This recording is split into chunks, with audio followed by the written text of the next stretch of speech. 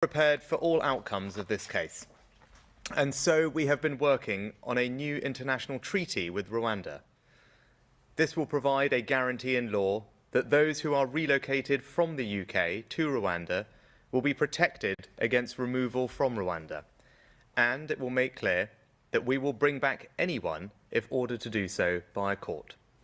We will finalise the treaty in light of today's judgment and ratify it without delay.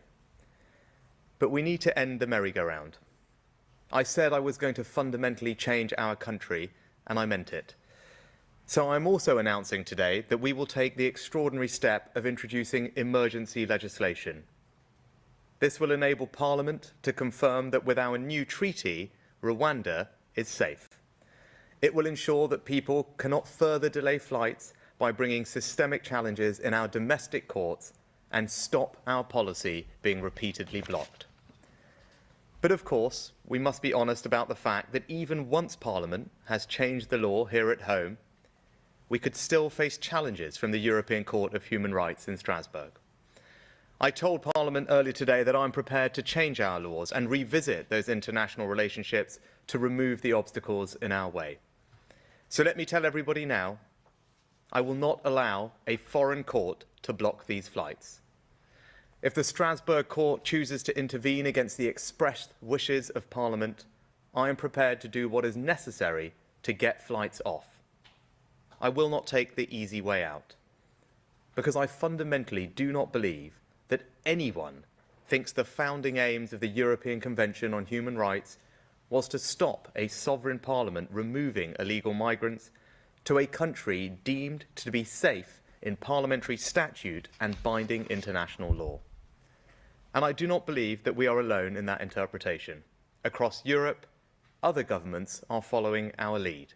Italy, Germany, Austria are all exploring models like ours. Indeed, the UNHCR operates its own refugee scheme in Rwanda. And unlike the UK, they don't have a treaty for any of this. We are a reasonable government, and this is a reasonable country. But the British people's patience can only be stretched so thin, and they expect the boats to be stopped. That is why I made it one of my 5 priorities. And whatever our critics might say, we are making progress. Because the Rwanda scheme is only one part of our strategy. Last December, the number entering the UK illegally in small boats had more than quadrupled in just 2 years. Since then, this year, they are down by a third, even as the numbers entering the rest of Europe have soared, with illegal crossings of the Mediterranean up by 80%. We're ending the farce of taxpayers footing the bill to put illegal migrants in hotels, with 50 closures announced already, returning them to local communities. Illegal working raids are up by almost 70%, and we have made over 5,000 arrests this year. We've concluded returns and cooperation agreements with France, Bulgaria, Turkey, Italy, Georgia and Albania. We've cut the legacy initial asylum backlog by almost 2/3, and in total, we've returned over 20,000 illegal migrants this year. The facts are clear.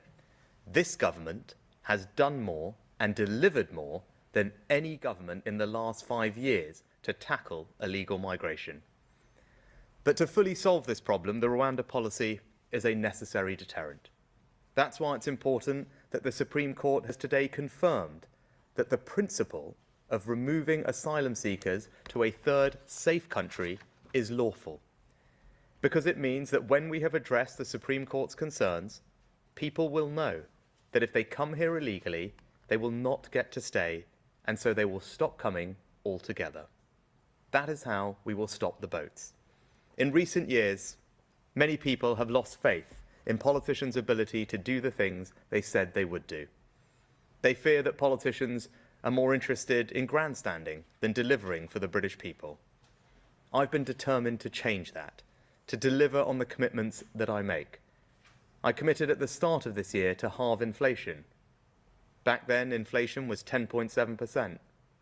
But new figures released this morning by the Office of National Statistics show that inflation is now 4.6%.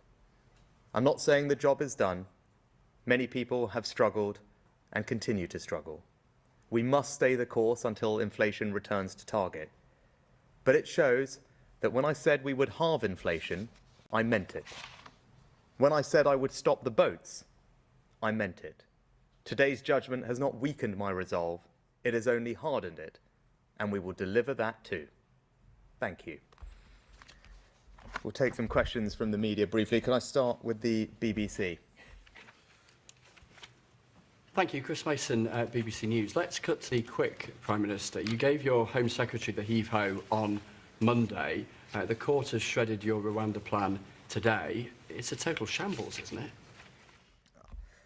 Chris, if you look at the track record of our policy tackling illegal migration, as I said earlier, we've done more in the last year to tackle illegal migration and to stop the boats than any government has done in years.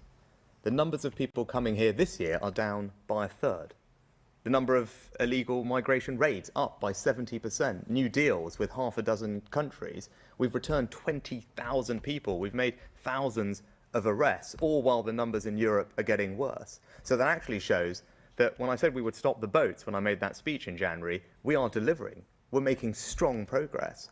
But in order to finish the job, in order to get the job done, we need the Rwanda deterrent to work. And that is why we've been preparing thoroughly, carefully, for all outcomes today. That's why we've already got a treaty that is virtually ready to go, which we will finalise in light of today's judgment. And that will provide everybody with the assurances they need. And indeed, the court today made recommendations. We will meet all those challenges with our new treaty. And then Parliament will have the chance to demonstrate unequivocally that Rwanda is safe for these purposes and in compliance with all our obligations. So not only have we made great progress this far, we will get the job done, and that involves the new treaty and new domestic legislation, and that will clear the remaining barriers to us getting flights off as planned in the spring of next year.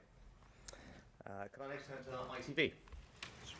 Anushka Astana, ITV News. Prime Minister, your party Vice Chair Lee Anderson says ignore the law, just put the planes in the air and send them to Rwanda. You have just made clear that you respect the law. So will you sack him, or do you understand where he's coming from? And if no one is sent to Rwanda before the next election, will you admit that you failed? Well, I think what Lee's comments, and indeed the comments of others, do is reflect the strength of feeling in the country on this issue. And I absolutely share, actually, in the frustrations that my colleagues and indeed people across the country have about this issue. Right? And everyone should understand the strength of feeling. And that's why I made stopping the boats one of my 5 priorities. It was right that it's one of the 5 priorities. It's one of this country's top priorities. And people are frustrated by what they see as repeated challenges to Parliament's ability to get this done. Now, as I said, we've made good progress. I want people to take heart from the fact that for the first time since small boats became a thing in this country, we have reduced the numbers by a third this year. Thanks to all the work that has been done over the past year, all the agreements, all the extra deterrence, all the illegal working raids, the arrests, as I said, all of that means that we've made progress. But we do need to get the job done. And that's why I was clear in Parliament, and I've been clear here today, that once we have this new treaty, and once Parliament endorses it and declares that Rwanda is safe for these purposes, and we meet all our obligations, then my patience has run thin, as I did believe the country's patience has run thin, and that's why we'll take all the necessary steps to ensure that we can remove any further blockages to us getting this policy executed and getting planes leaving as planned in the spring of next year. Next to Times Radio. Thank you, Prime Minister. Kate McCann from Times Radio. Your own Home Office has said that it identified, and I quote, some concerns with Rwanda's human rights record around political opposition to the current regime, dissent and freedom of speech. We've looked at the country conditions and assessed that Rwanda is generally a safe country for asylum seekers and refugees. How can Parliament be certain that Rwanda is a safe country if your own Home Office isn't certain? And can you guarantee that a plane will leave before the next general election?